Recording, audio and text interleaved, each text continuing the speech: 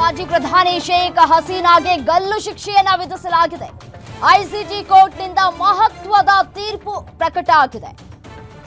ಮಾನವ ಹಕ್ಕುಗಳ ಉಲ್ಲಂಘನೆ ಸೇರಿ ಹಲವು ಆರೋಪಗಳನ್ನು ಎದುರಿಸುತ್ತಿದ್ದಂತಹ ಬಾಂಗ್ಲಾದೇಶದ ಮಾಜಿ ಪ್ರಧಾನಿ ಶೇಖ್ ಹಸೀನಾ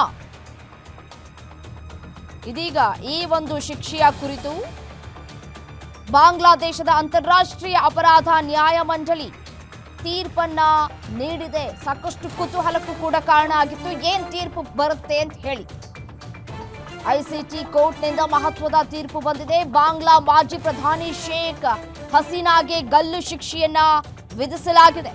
2024ರಲ್ಲಿ ವಿದ್ಯಾರ್ಥಿಗಳ ದಂಗೆಯನ್ನ ಹತ್ತಿಕ್ಕೋದಕ್ಕೆ ಮಾರಣಾಂತಿಕ ದಾಳಿ ನಡೆಸಿದ ಆರೋಪಕ್ಕೆ ಸಂಬಂಧಪಟ್ಟಂತೆ ಮಾಜಿ ಪ್ರಧಾನಿ ಶೇಖ್ ಹಸೀನಾ ಮತ್ತೆ ಮಾಜಿ ಗೃಹ ಸಚಿವ ಅಸಾದುಜ್ಜಾಮಾನ್ ಖಾನ್ ಕಮಲ್ ಹಾಗೂ ಮಾಜಿ ಐಜಿಪಿ ಚೌಧರಿ ಅಬ್ದುಲ್ ಅಲ್ ಮುಮನ್ ಅವರ ವಿರುದ್ಧ ಪ್ರಕರಣಗಳು ಕೂಡ ಈಗಾಗಲೇ ದಾಖಲಾಗಿತ್ತು. ಇದೀಗ ಬಾಂಗ್ಲಾ ಮಾಜಿ ಪ್ರಧಾನಿ ಶೇಖ್ ಹಸೀನಾಗೆ ಗಲ್ಲು ಶಿಕ್ಷೆಯನ್ನ ವಿಧಿಸಿ ಐಸಿಟಿ ಕೋರ್ಟ್ನಿಂದ ಮಹತ್ವದ ತೀರ್ಪನ್ನ ಪ್ರಕಟ ಮಾಡಲಾಗಿದೆ. ಢಾಕಾ ಸೇರಿದಂತೆ ಬಾಂಗ್ಲಾದೇಶದಾದ್ಯಂತ ವಿದ್ಯಾರ್ಥಿಗಳು ಮತ್ತು ಯುವಕರು ಬೀದಿಗಿಳಿದಿದ್ರು. ಪ್ರತಿಭಟನಾಕಾರರ ಮೇಲೆ ಗುಂಡು ಹಾರಿಸಿದ ಘಟನೆಯು ಹಲವಾರು ಬಾರಿ ದಂಗೆಯನ್ನ ಕೂಡ ಹೆಚ್ಚಿಸಿತ್ತು. ಈ ಪರಿಸ್ಥಿತಿಯಲ್ಲಿ ಶೇಖ್ ಹಸೀನಾ ಕಳೆದ ವರ್ಷ ಅವರು ಆಗಸ್ಟ್ 5ರಂದು ಬಲವಾದ ಸಾರ್ವಜನಿಕ ಕೋಪ ಮತ್ತು ಚಳವಳಿಯನ್ನ ಎದುರಿಸ್ತಾ ಬಾಂಗ್ಲಾದೇಶವನ್ನ ಕೂಡ ತೊರೆದಿದ್ರು. ಇದೀಗ ಐಸಿಟಿ ಕೋರ್ಟ್ನಿಂದ ಮಹತ್ವದ ತೀರ್ಪನ್ನ ಪ್ರಕಟ ಮಾಡಲಾಗಿದೆ. ಗಲ್ಲು ಶಿಕ್ಷೆಯನ್ನ ವಿಧಿಸಿದೆ ಶೇಖ್ ಹಸೀನಾಗೆ.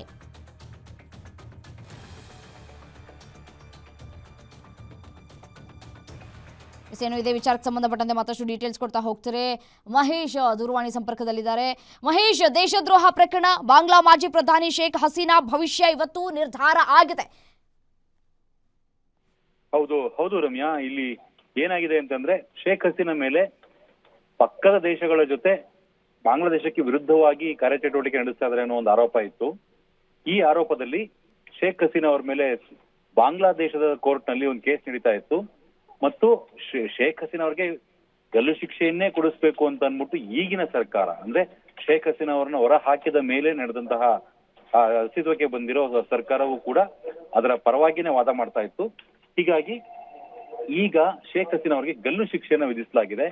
ಅಂದ್ರೆ ಶೇಖ್ ಹಸೀನಾ ಅವರಿಗೆ ಗಲ್ಲು ಶಿಕ್ಷೆ ಕೊಡಬೇಕು ಅನ್ನೋ ಒಂದು ಇದಿದೆಯಲ್ಲ, ಅವರ ನಿರ್ಧಾರ ಏನಿದೆ, ಸರ್ಕಾರದ ನಿರ್ಧಾರವನ್ನ ಹೈಕೋರ್ಟ್ ಕೂಡ ಒಪ್ಕೊಂಡಿದೆ. ಹೈಕೋರ್ಟ್ ಈಗ ಅಲ್ಲಿನ ಕೋರ್ಟ್ ಶೇಖ್ ಹಸೀನಾ ಅವರಿಗೆ ಗಲ್ಲು ಶಿಕ್ಷೆ ವಿಧಿಸಿದೆ ರಮ್ಯಾ.